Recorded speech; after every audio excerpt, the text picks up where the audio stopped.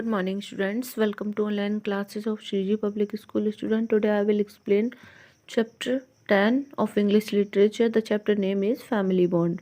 Okay, student.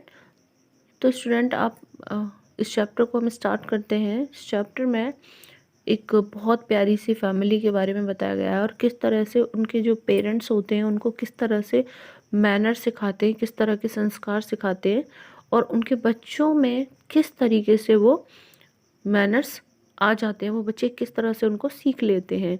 तो चलिए इस चैप्टर को स्टार्ट करते हैं। Okay student, there was once a loving father who lived in the village and work very hard in raising his 3 children, 2 girls and a boy. एक बार की बात है, एक बार एक बहुत प्यार करने वाले फादर थे जो कि एक गांव में रहते थे और बहुत मेहनत करते थे और अपने 3 बच्चों का गुजारा करते थे, जिसमें से 2 लड़कियां थी और एक उनका लड़का था। वो उन्हें बहुत अच्छी एजुकेशन देना चाहते थे और दे भी रहे थे, जितना कि वो कर सकते थे, जितना वो अफोर्ड कर सकते थे। लेकिन चिल्ड्रन जो थे वो भी बहुत मेहनत लगा के पढ़ रहे थे और वो अपनी लाइफ में बहुत कुछ अच्छा करना चाहते थे, जिससे कि उनको आगे जाकर किसी बड़े शहर में बहुत अच्छी जॉब मिल जाए।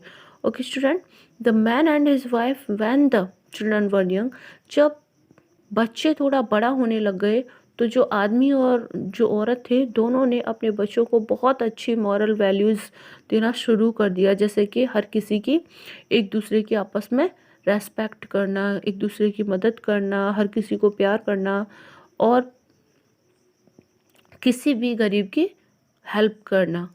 ओके, और यहाँ तक कि जब जो लोग बूढ़े हो जाते हैं, बहुत बड़े होते हैं उम्र में, उनकी भी बहुत अच्छे से सेवा करना, ये सारी चीज़ें उनके पेरेंट्स जो हैं वो उनको सिखाने में लगे हुए हैं। आफ्टर 35 ईयर्स ऑफ मैरिज, 35 साल होने के बाद, यानी कि इनकी शादी के 35 साल होने के बाद उनकी जो वाइफ थी, एक दिन वो बेड पर लेटी लेटी मर गई, यानी कि उनकी डेथ हो गई। इस चीज़ से जो बूढ़ा आदमी था उसका बहुत हार्ट जो था वो टूट गया और वो सोचने लगा कि अब मैं ज़्यादा दिन बिल्कुल भी जी नहीं पाऊँगा। लेकिन बच्चे जो थे उन्होंने अपने फादर का टूटे हुए हार्ट को पहचान लिया और वो समझ गए उनकी क्या कंडीशन है। वो जानते थे कि अपने फादर को किस तरह उनको वो अपनी माँ के बिना जो फादर है वो हमारी माँ के बिना बहुत ज़्यादा परेशान है और उनको अकेले रहने में काफ़ी प्रॉब्लम आ रही है।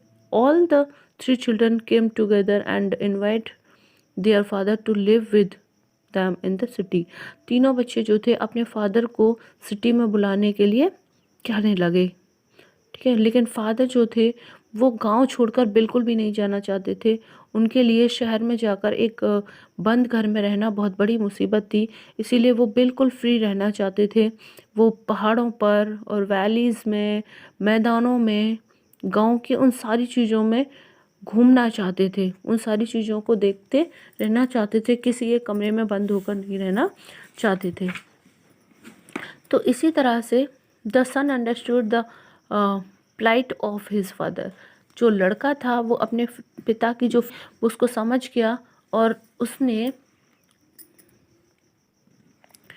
जो शहर में उसको बहुत अच्छी सी जॉब मिली थी उस जॉब को छोड़ दिया और अपनी वाइफ के साथ, अपने फादर के साथ रहने के लिए आ गया। कहाँ पर? गांव में।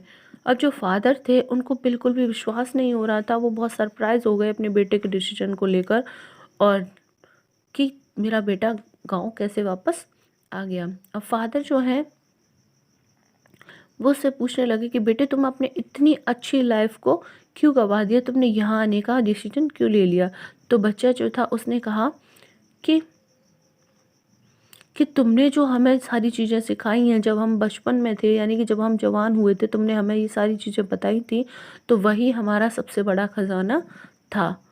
इस चीज़ पर जो उसके फादर थे वो बहुत खुश हो गए और उन्हें वो सारी बातें याद आ गईं जो उन्होंने उसको बताई थी कि बड़ों की किस तरह से रेस्पेक्ट करनी चाहिए और किस तरह से उनकी सेवा करनी चाहिए। So I have decided that I should practise what you have taught me and must start with my own dad first. तो उसने कहा कि जो तुमने हमें सिखाया है वो सारी चीज़ें मैं करने की कोशिश कर रहा हूँ और क्यों ना मैं वो सारी चीज़ें सबसे पहले अपने पिता से ही स्टार्ट करूँ। One day the son's wife was out of town one day. एक दिन क्या होता है कि जो लड़का होता है जो गांव में रहने के लिए आता है, उसकी वाइफ जो है वो टाउन से बाहर चली जाती है एक दिन के लिए। तो जो लड़का होता है वो अपने फादर को एक रेस्टोरेंट में डिनर कराने के लिए ले जाता है। लेकिन जो फादर है वो बहुत ज़्यादा वीक है और बहुत ज़्यादा ओल्ड है, इसी वजह से वो खाना खाते टाइम थोड़ा सा खाना उसकी शर्ट पर और ट्राउज़र पर गिर जाता है। Other dinners watch him and discussed while his son was कम। तो सारे जो वहाँ पर और भी लोग डिनर कर रहे थे वो सभी क्या सोचते हैं कि अरे इनका लड़का तो बिल्कुल ही, मतलब ये जो बुज़ुर्ग है ये तो पता नहीं कैसा है, कैसे खाना खा रहा है, एकदम गंदे तरीके से गिरा गिरा के खाना। तो इसी बात से, लेकिन जो लड़का था वो बिल्कुल चुपचाप था और उसने अपना खाना ख़त्म किया और चुपचाप से उन्हें अपने फादर को वॉशरूम में लेकर जाता है और उनके खाने के जो पार्टिकल थे, जो टुकड़े, जो भी खाना उसके कपड़ों पर गिरा हुआ था, उनको उनको साफ़ करके लाता है और अपने फादर के बाल काट के कॉम करके वॉशरूम में अच्छे से बाल वाल कॉम करके और उनका चश्मा अच्छे से लगाकर उनको बाहर लेकर आता है।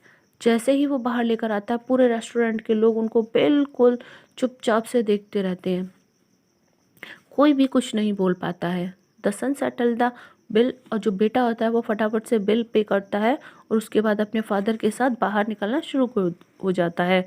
इस टाइम पर जो बूढ़ा आदमी था वो कहता है कि बेटे तुम बाहर जा रहे हो, लेकिन क्या तुम नहीं सोच पा रहे हो कि तुमने पीछे क्या छोड़ दिया है, रेस्टोरेंट के अंदर क्या छोड़ कर आए हो? बेटा बोलता है नहीं नहीं, मैंने तो कुछ भी नहीं छोड़ा है। लेकिन बूढ़ा आदमी कहता है नहीं नहीं, तुमने छोड़ा है। You have left a lesson for every son and hope for every father. तुमने हर एक बेटे के लिए एक लेसन छोड़ा है और हर फादर के लिए एक आशा छोड़ी है।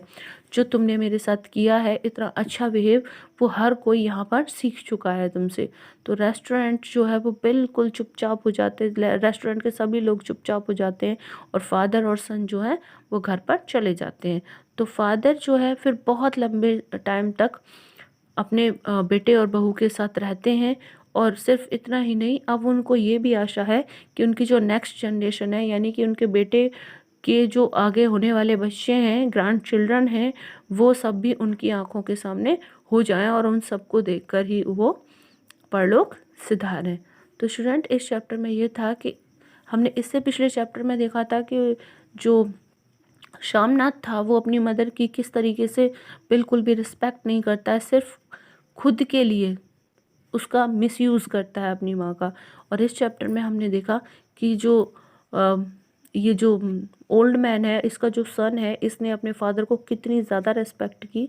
तो स्टूडेंट, हमने दोनों तरीके से इन दो चैप्टर में देखा कि रेस्पेक्ट करने से क्या मिला और उनको रेस्पेक्ट ना देने से उसको क्या हासिल हुआ। तो ओके स्टूडेंट, आई होप आपको ये वीडियो समझ में आ गई होगी। Thank you, take care.